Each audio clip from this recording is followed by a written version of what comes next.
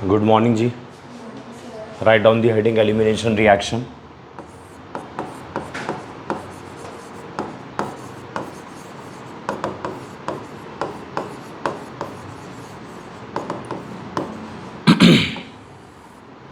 ठीक है, आपको नाम से ही पता लग रहा होगा कुछ एलिमिनेट होगा रिएक्शन के अंदर। ठीक है ना, सब्स्टिट्यूशन रिएक्शन के अंदर क्या होता था, एक ग्रुप दूसरे ग्रुप को सब्स्टिट्यूट करता है। वैसे ऑर्गेनिक रिएक्शन के अंदर हमने अभी तक न्यूक्लियोफिलिक सब्स्टिट्यूशन रिएक्शन आपके आगे देखा है, जिसके अंदर एक स्ट्रॉन्गर न्यूक्लियोफाइल दूसरे न्यूक्लियोफाइल को क्या कर देता है, सब्स्टिट्यूट कर देता है। उन्हें हम बोलते हैं सब्स्टिट्यूशन रिएक्शन। एलिमिनेशन रिएक्शन के अंदर क्या होता है, कुछ स्मॉल मॉलिक्यूल एलिमिनेट होता है। ठीक है ना, तो कल ही आपको मैंने बता दिया था कि अल्फा एलिमिनेशन या 1-1 एलिमिनेशन होता है। जो पॉसिबल एलिमिनेशन अल्काइल हैलाइड दे सकता है, 1-2 एलिमिनेशन जिसको हम बीटा एलिमिनेशन बोलते हैं, 1-3 एलिमिनेशन जिसको गामा एलिमिनेशन बोलते हैं। और गामा एलिमिनेशन का एक स्पेशल नाम भी मैंने बताया था, मैकलैफर्टी रीअरेंजमेंट, और उसमें कंडीशन भी बताई थी कि 6 मेंबर्ड रिंग की फॉर्मेशन का होना ज़रूरी है, तो मैकलैफर्टी रीअरेंजमेंट होगी। तो ना तो हमें अल्फा एलिमिनेशन पढ़ना है, ना तो हमें गामा एलिमिनेशन पढ़ना है, हमें पढ़ना है सिर्फ बीटा एलिमिनेशन। ठीक है, तो स्टार्ट करते हैं। आपके सामने रिएक्टेंट लेता हूँ CH3। अभी सबसे सिंपलेस्ट रिएक्टेंट लिया है, CH3 CH2 Br। ठीक है, ग्रुप का एडजेसेंट कार्बन आपका अल्फा कार्बन हो गया, और अल्फा कार्बन का एडजेसेंट कार्बन आपका बीटा कार्बन हो गया। थोड़ा मैं इसको एक्सपेंड करके लिख देता हूँ हाइड्रोजन को। ठीक है, इस वाले हाइड्रोजन को एक्सपेंड करके लिख रहा हूँ। यहाँ हाइड्रोजन एक ऐसे मेंशन कर दिया, इधर 2 लिख दिया। ठीक है, अब आपने ऐड करना है कंसंट्रेटेड अल्कोहलिक KOH। NaOH भी ऐड कर सकते हो, कंसंट्रेटेड अल्कोहलिक KOH। ये जो मैंने AlC डॉट लिखा है ना, इसका मतलब अल्कोहलिक होता है। ठीक है, concentrated alcoholic KOH। Concentrated alcoholic KOH से आपका OH माइनस रिलीज होगा, और OH माइनस यहाँ पे बेस की तरह बिहेव करेगा। ठीक है ना, और बेस का काम क्या होता है, प्रोटॉन को एब्स्ट्रैक्ट करना। ठीक है, तो यहाँ लिख रहा हूँ कंसंट्रेटेड अल्कोहलिक KOH से क्या आएगा, OH माइनस आएगा।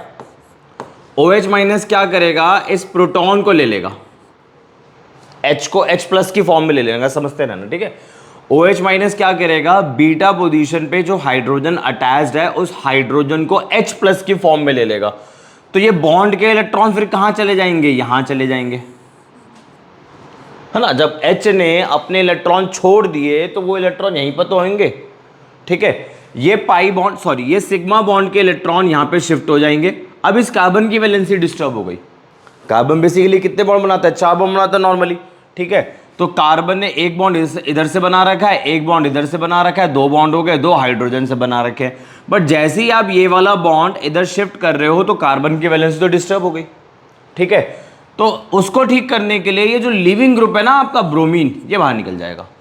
ठीक है, तो देखो क्या बनेगा, इधर तो मैं ये वाला बॉन्ड चला गया है, ये वाला बॉन्ड चला गया, बीच में बॉन्ड बन गया है, CH2 डबल बॉन्ड CH2 बन गई एल्कीन। मैंने कल ही बताया था बीटा एलिमिनेशन से एल्कीन बनती है। ठीक है, और आपका Br और H बाहर आ गया, यहां पे H प्लस निकला था, इधर से Br माइनस निकला था, तो ये हो जाएगा HBr। तो एलिमिनेशन रिएक्शन हो गई। देखो ना, आपका ये एलिमिनेट हुआ है। ठीक है ना, एक और चीज सुनो, आपका जो एलिमिनेट हुआ है कंपाउंड, इसका नाम क्या, हाइड्रोजन ब्रोमाइड, है ना।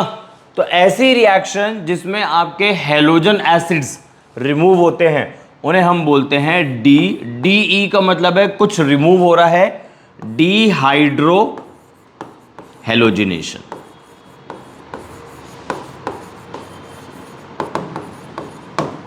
ठीक है, तो ये जो आपकी एलिमिनेशन रिएक्शन है ये बेसिकली डिहाइड्रो हैलोजिनेशन रिएक्शन भी है।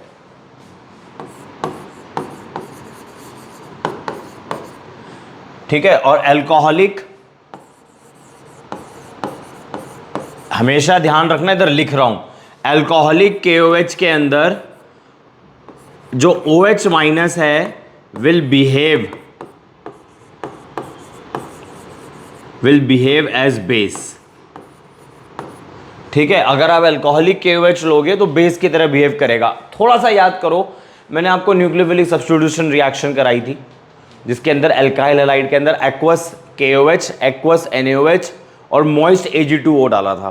तो वहां पे भी तो KOH था, वहां पे भी तो NaOH था। तो वहां पे तो न्यूक्लियोफिलिक सब्स्टिट्यूशन रिएक्शन हो गई थी, अल्काइल हलाइड से आपको अल्कोहल मिल गया था, और यहाँ पे जब मैंने KOH डाला तो सब्स्टिट्यूशन ना हो के एलिमिनेशन हो रहा है। तो यही आपने ध्यान रखना है, अल्कोहलिक KOH होगा तो एलिमिनेशन होगा और OH माइनस आपका बेस की तरह बिहेव करेगा। और अगर एक्वस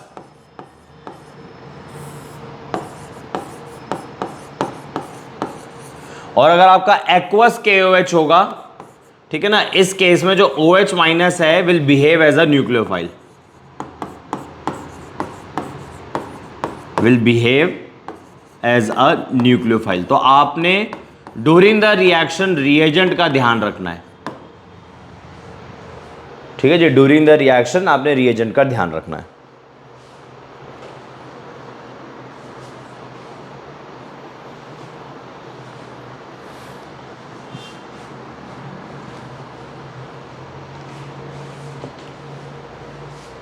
आगे बढ़े।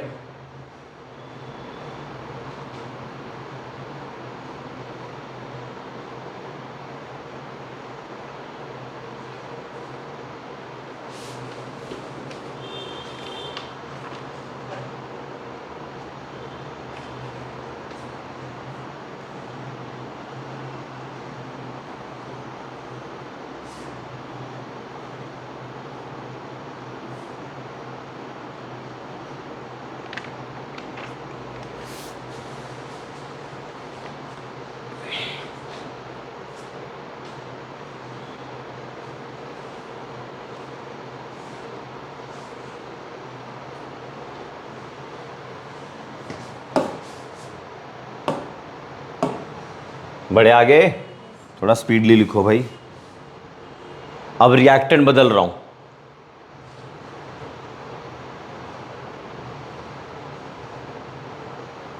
कर दूं, रिएक्टेंट बदल रहा हूं, देखना जरा। CH3 CH2 CH2 CH2 Br, ठीक है ना। आप मुझे जरा देख के बताओ यहां पे कितने अल्फा कार्बन है। एक ही है ना भाई, ग्रुप का जो एडजेसेंट कार्बन होता है वो अल्फा कार्बन होता है, और अल्फा कार्बन से जो हाइड्रोजन अटैच होते हैं वो अल्फा हाइड्रोजन होते हैं। तो आपने क्या करा, फिर से अल्कोहलिक KOH ऐड कर दिया, concentrated alcoholic KOH, concentrated alcoholic KOH। तो मैंने आपको बता दिया था कॉन्सेंट्रेटेड अल्कोहलिक KOH ऐड करोगे तो एलिमिनेशन होगा, और बीटा पोजीशन से आपने हाइड्रोजन को निकालना है, ठीक है ना। तो देखो इस हाइड्रोजन को, ये अल्फा कार्बन हो गया, ये आपका बीटा कार्बन हो गया। तो बीटा कार्बन के हाइड्रोजन को थोड़ा अलग से मेंशन कर देता हूं, ये नॉर्मल आपका CH और ये हो गया आपका बीटा हाइड्रोजन, ठीक है। अब क्या होगा, OH माइनस आएगा, कहां से आएगा, वो यहां से आएगा, ठीक है। OH माइनस क्या करेगा, इस प्रोटॉन को ले लेगा, और ये बॉन्ड के इलेक्ट्रॉन यहां चले जाएंगे, यहां नहीं पहुंचाना, यहां पहुंचाओगे तो लिविंग ग्रुप कहां पर है निकालने के लिए। फिर ये आपका Br चला जाएगा, क्या निकल कर आएगा, सबसे पहले तो एल्कीन लिख लेता हूं, CH3 CH2 CH double bond CH2 plus KBr, सही है। अभी तक तो कोई प्रॉब्लम नहीं थी, नहीं समझ आया। K यहां से आया, Br यहां से आया, पिछली बार क्या बना दिया था, अच्छा पिछली बार एसिड बना दिया था मैंने, अच्छा सॉरी सॉरी सॉरी, ये लो यहां से H, यहां से HBr, sorry you are right, ठीक है जी। अभी तक तो सिंपल केस था, प्रॉब्लम अब यहां पे शुरू होगी। CH3 CH2 CH Br CH3। अब यहां बताओ कितने अल्फा कार्बन है, बीटा कार्बन कितने, ग्रुप का एडजेसेंट कार्बन अल्फा कार्बन, और अल्फा कार्बन का adjacent carbon beta carbon, alpha carbon का एडजेसेंट कार्बन बीटा कार्बन। तो इधर भी बीटा हाइड्रोजन अवेलेबल है, इधर भी बीटा हाइड्रोजन अवेलेबल है। तो यहां पे तो एक ही बीटा कार्बन था, बीटा हाइड्रोजन भी फिक्स्ड थे, तो एलिमिनेशन की वजह से जो प्रोडक्ट बनने वाला था वो भी फिक्स था, यहां कोई प्रॉब्लम नहीं थी, यही एल्कीन बननी थी। बट यहां पर आ गए बीटा कार्बन आपके दो बीटा कार्बन आ गए, तो दो बारी बीटा एलिमिनेशन होगा, एक बारी यहां से होगा, एक बारी यहां से होगा, सही है ना। जरा दोनों एलिमिनेशन करो फटाफट से।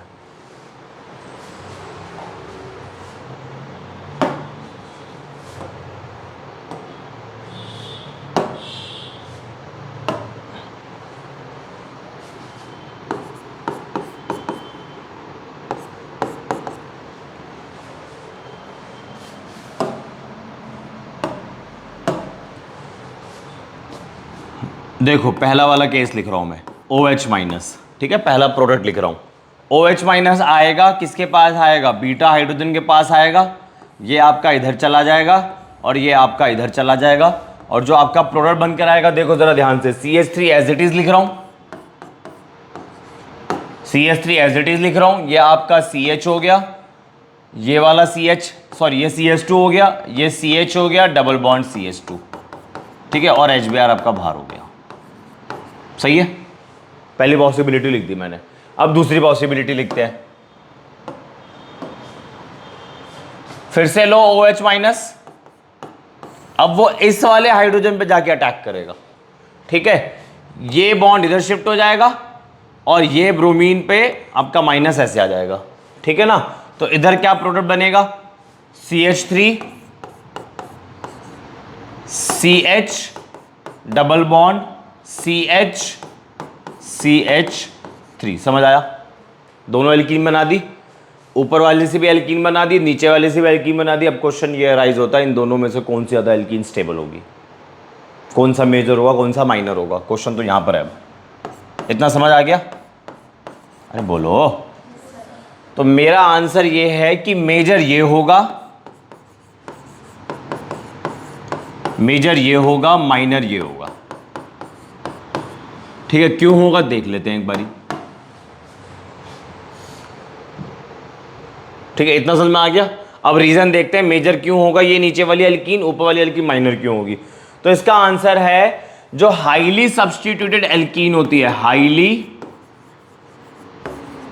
हाँ जी बोलो बोलो, हाँ, highly substituted alkene, highly substituted alkene will be more stable, will be more stable. इसका आंसर ये है कि जो हाईली सब्स्टिट्यूटेड एल्कीन होती है वो ज़्यादा स्टेबल होती है। अब हमें कैसे पता लगेगा कि कौन सी एल्कीन में कितना सब्स्टिट्यूशन है, कौन सी एल्कीन हाईली सब्स्टिट्यूटेड है, कौन सी एल्कीन लेस सब्स्टिट्यूटेड है। तो देखो सबसे सिंपलेस्ट एल्कीन आपके सामने रखते हैं, CH2 डबल बॉन्ड CH2, इधर कोई सब्स्टिट्यूशन आपको नजर आ रहा है, नो सब्स्टिट्यूशन। अभी ब्लैंक हो आप लोग, सर सब्स्टिट्यूशन समझ नहीं आया हमें, अभी समझ आ जाएगा, नो सब्स्टिट्यूशन। अब मैं क्या कर रहा हूं, यहां से एक हाइड्रोजन हटा दो और इसकी जगह एल्काइल जोड़ दो, तो alkyl CH double bond CH2, कितनी बार सब्स्टिट्यूशन हुआ, एक बार, तो इसे बोलेंगे mono substitution.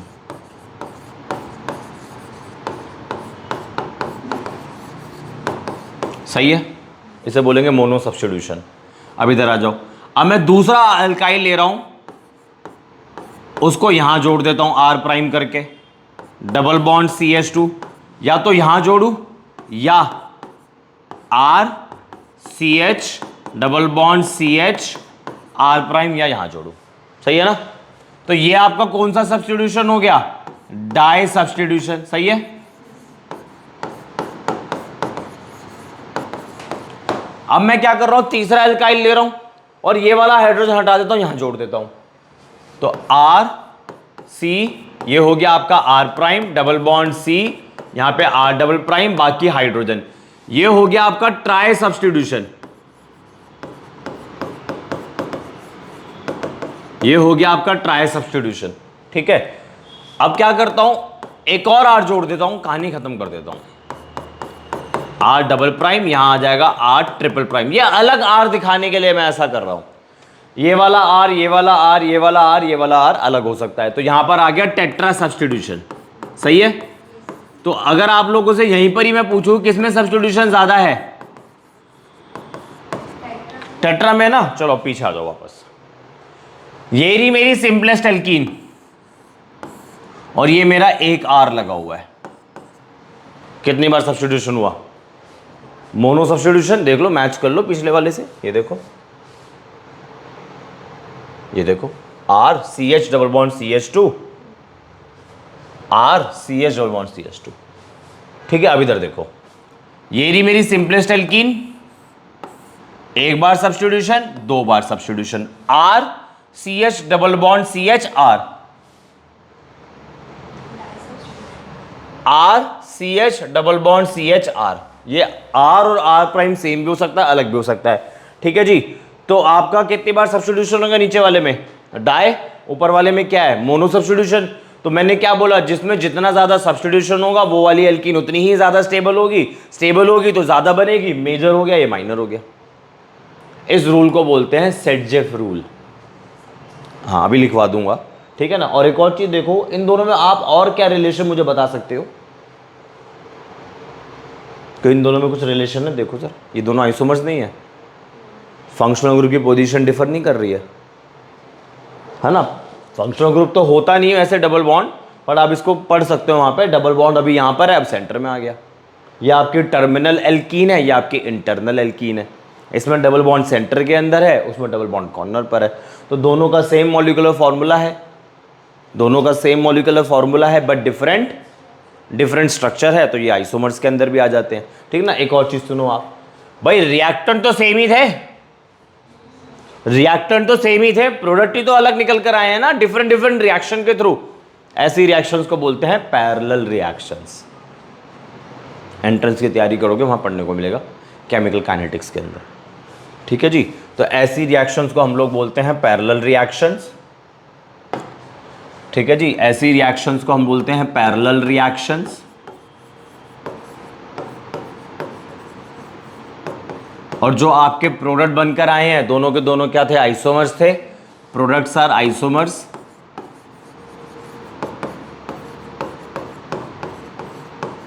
Products are isomers. और वैसे बोले कौन सा आइसोमर था, तो पोजीशन आइसोमर्स आप बोल सकते हो, क्योंकि डबल बॉन्ड की पोजीशन बदल गई,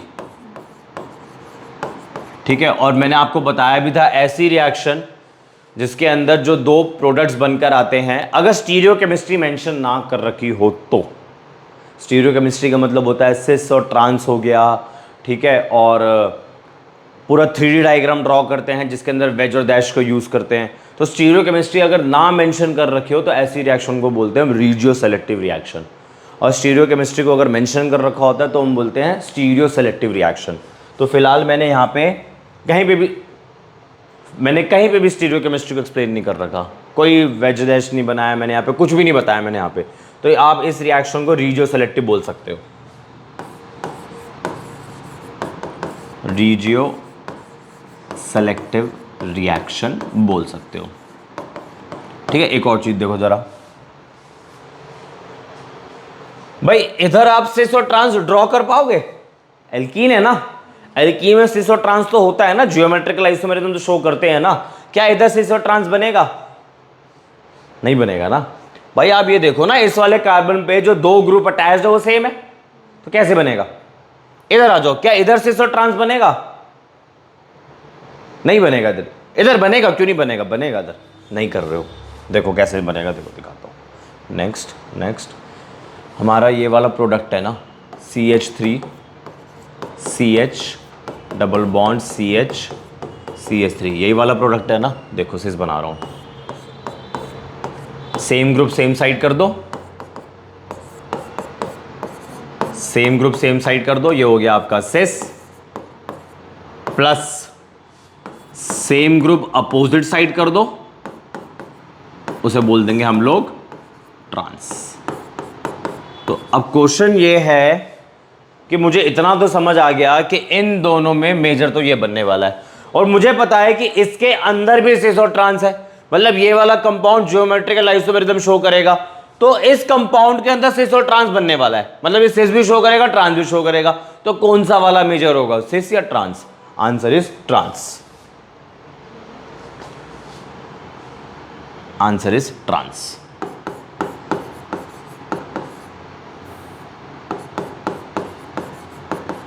ठीक है, ये मेजर होगा इधर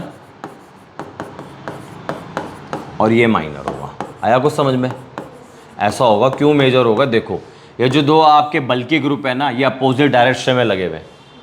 तो ये दो बल्कि ग्रुप जब अपोजिट डायरेक्शन में लगे हैं तो इनमें जो स्टेरिक क्लैश होगा वो मिनिमाइज हो जाएगा। इधर जो दो बल्कि ग्रुप है वो पास पास है, इनमें स्टेरिक क्लैशेस बहुत ज़्यादा होंगे, रिपल्शन ज़्यादा होगा, एनर्जी ज़्यादा हो जाएगा, अनस्टेबल हो जाएगा। इधर बल्कि ग्रुप अपोजिट डायरेक्शन में है, स्टेरिक क्लैश कम हो जाएगा, ठीक है, रिपल्शन कम हो जाएगी, एनर्जी कम हो जाएगी, स्टेबलाइज हो जाएगा। ठीक है, कुछ आया समझ में।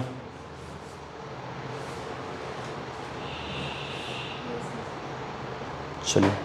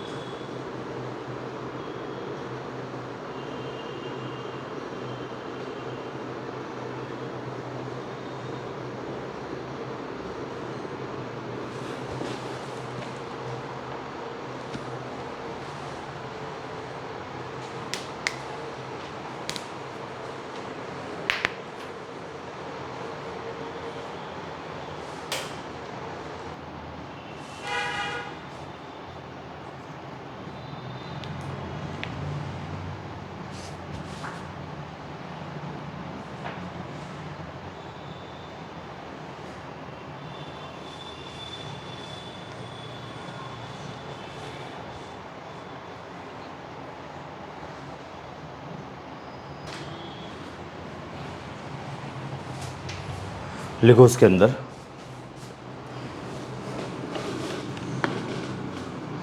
Highly substituted alkene, highly substituted alkene will be the major product. Highly substituted alkene will be the major product of dehydrohalogenation full stop करके this generalization is known as Sedgwick rule.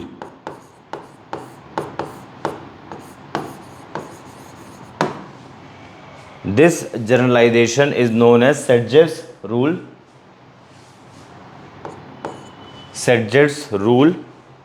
and this mode of elimination is called Sedgwick elimination. And this mode of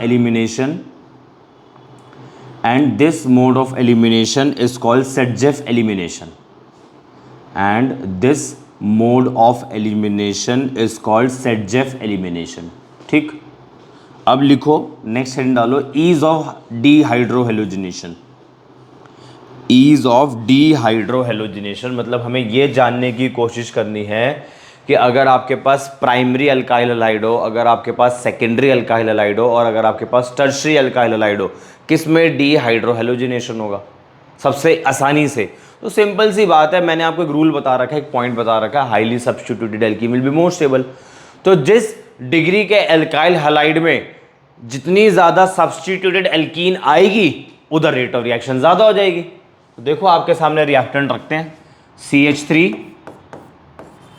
CH2 Cl.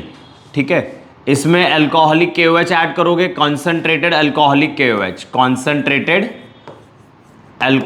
KOH आप इसमें add करोगे. ठीक है, product लिखना आप. अब मैं ले रहा हूं, ये प्राइमरी अल्काइल हैलाइड है,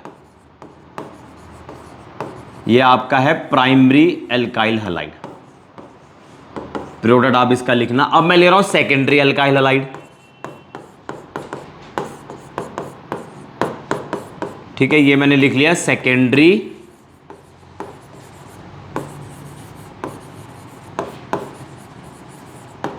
अल्काइल हैलाइड और इसमें ऐड कर दिया कॉन्सेंट्रेटेड अल्कोहलिक KOH. आप इसका प्रोडक्ट लिखना. और तीसरा ले रहा हूं टर्शरी अल्काइल हैलाइड CH3C, इधर भी CH3 आ जाएगा और इधर भी CH3 आ जाएगा. ये हो गया Cl. आपने ऐड कर दिया कॉन्सेंट्रेटेड अल्कोहलिक KOH. ठीक है, प्रोडक्ट बनाओ. तीनों में प्रोडक्ट लिखो जल्दी से.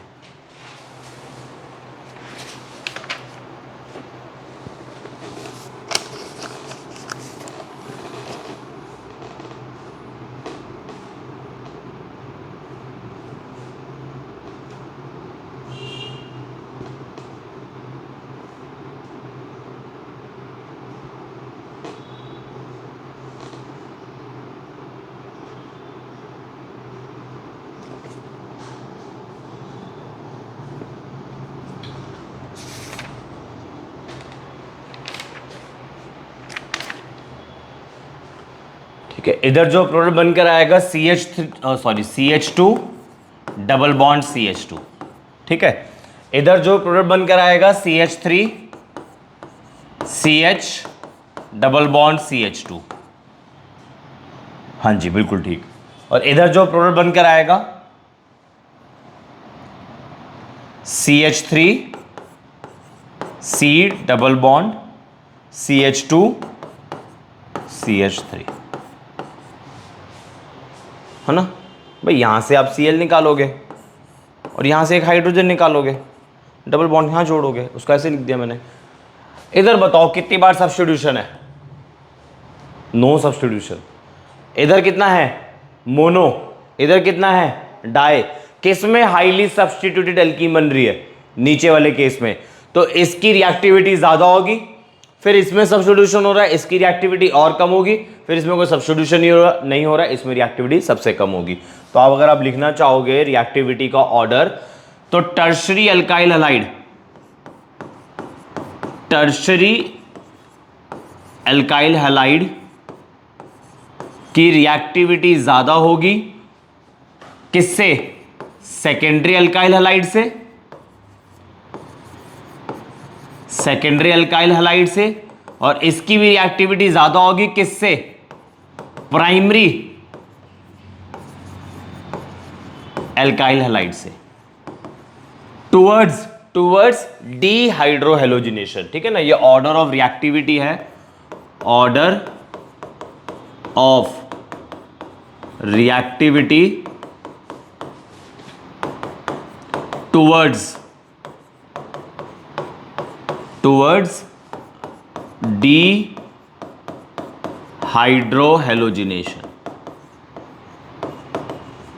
Order of reactivity of alkyl halide. चलो ये भी ठीक है, अल्काइल हैलाइड नीचे लिख दिया ना मैंने। Order of reactivity of alkyl halide towards dehydrohalogenation.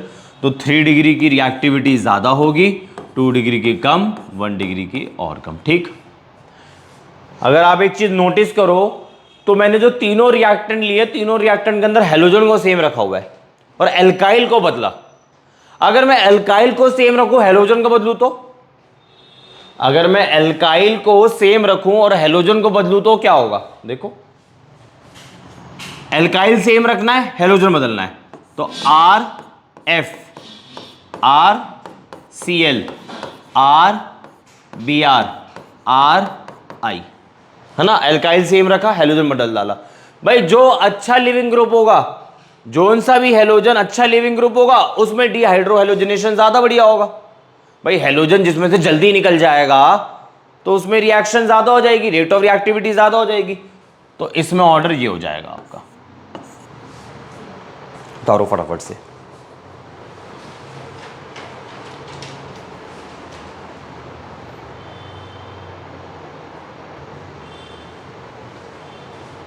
चलो अब आगे लिखो, सेटजेव वर्सेस हॉफमैन एलिमिनेशन।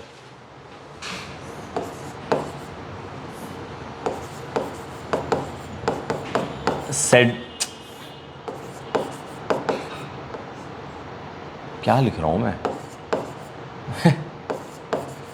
ठीक ठीक ठीक, अब सही है। सेट स्पेलिंग ही भूल गया यार, ये बड़ी प्रॉब्लम हो रही है मेरे को आजकल। कहाँ गई स्पेलिंग?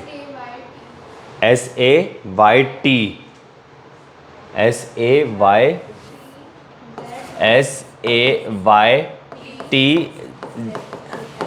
सेटजेव versus Hofmann elimination.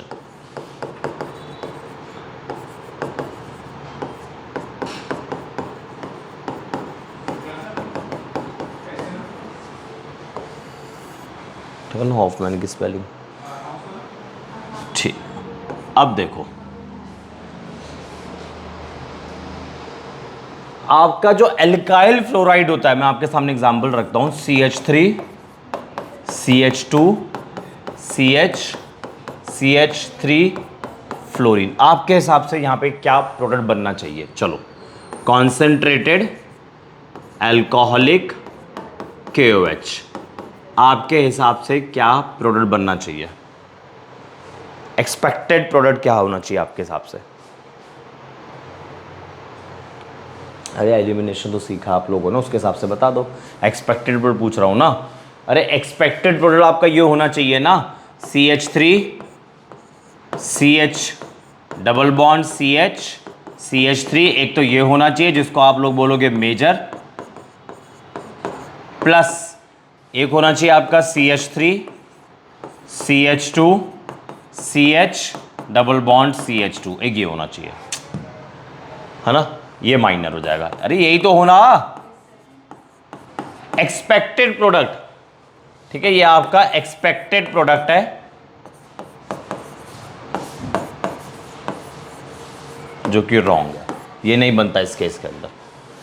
ठीक है, देखो आपको अभी तक जो रूल सिखाया है वो किस बेसिस पे सिखाया है कि जिस केस के अंदर जितनी ज्यादा स्टेबल एल्कीन बन रही होगी वो वाली एल्कीन मेजर हो जाएगी, दूसरे वाली एल्कीन माइनर हो जाएगी, यही था ना।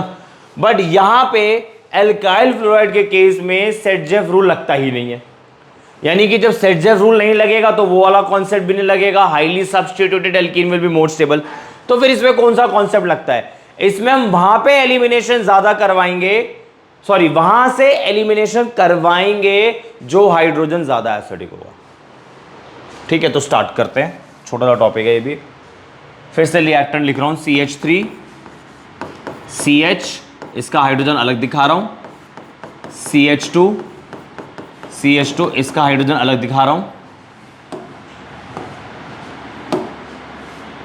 और यहां पे लगा दिया फ्लोरीन। होना बीटा पोजीशन से ही हाइड्रोजन को निकालना है, सॉरी बीटा पोजीशन से ही हाइड्रोजन को निकालना है, ठीक है ना। तो ये आपका हो गया अल्फा कार्बन, ये हो गया आपका बीटा कार्बन, ये हो गया आपका बीटा कार्बन। अब जरा इमेजिन करो अगर मैं इस वाले पोजीशन से H+ को बाहर निकाल दूं तो क्या बनेगा? CH3 CH H+ बाहर निकाल दिया तो कार्बोनाइन बनेगा, ठीक है।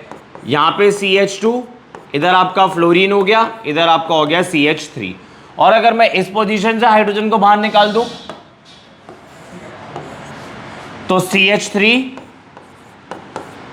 CH2 CH fluorine CH2।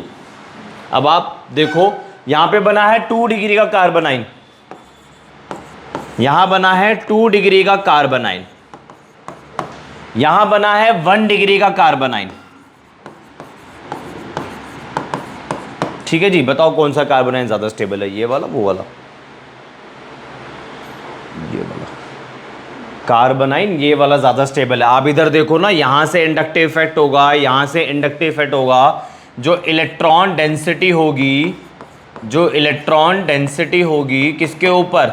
इस कार्बन के ऊपर बढ़ जाएगी, और जितनी ज़्यादा इलेक्ट्रॉन डेंसिटी होगी वो उतना अनस्टेबल हो जाएगा। अब इधर आ जाओ, यहाँ पे तो सिर्फ इधर से ही इंडक्टिव इफेक्ट हो रहा है, इलेक्ट्रॉन डेंसिटी इधर भी बढ़ रही है, बस इसके कंपैरेटिवली कम बढ़ रही है, यानी कि ये वाला हाइड्रोजन ज़्यादा एसिडिक है क्योंकि H+ बाहर निकालने के बाद जो कार्बोनाइन बनकर आ रहा है वो स्टेबल है।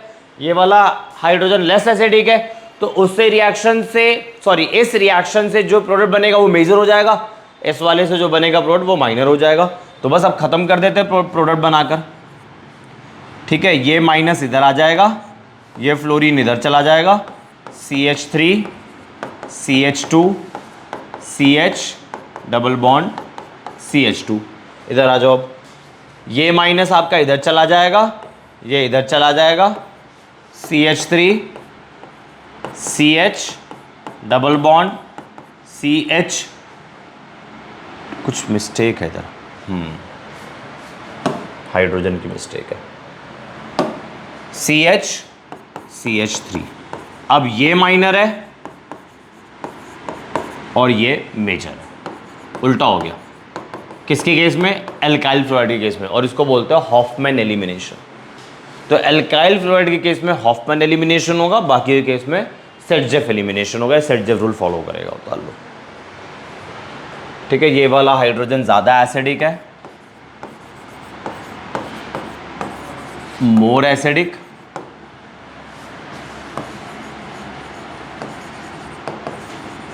लेस एसिडिक,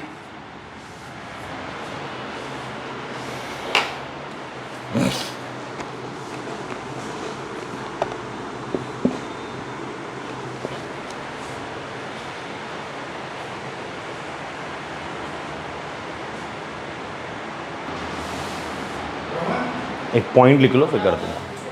लिखो, in case of alkyl fluorides, in case of alkyl fluorides the orientation of elimination, in case of alkyl fluorides the orientation of elimination is not governed by, in case of alkyl fluorides the orientation of elimination is not governed by the, is not governed by the stability, is not governed by the stability of the alkene being formed. In case of alkyl fluorides the orientation of elimination is not governed by the stability of the alkene being formed.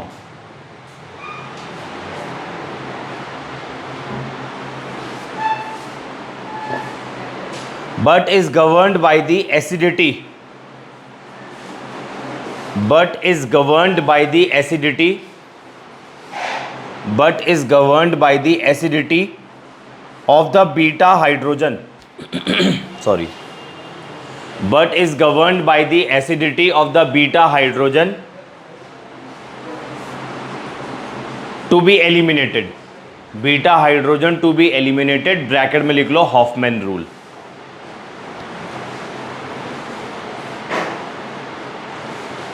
Bracket में लिख लो Hoffmann rule. ठीक है जी, that's all for today, and for more chemistry related videos subscribe my channel. Thank you.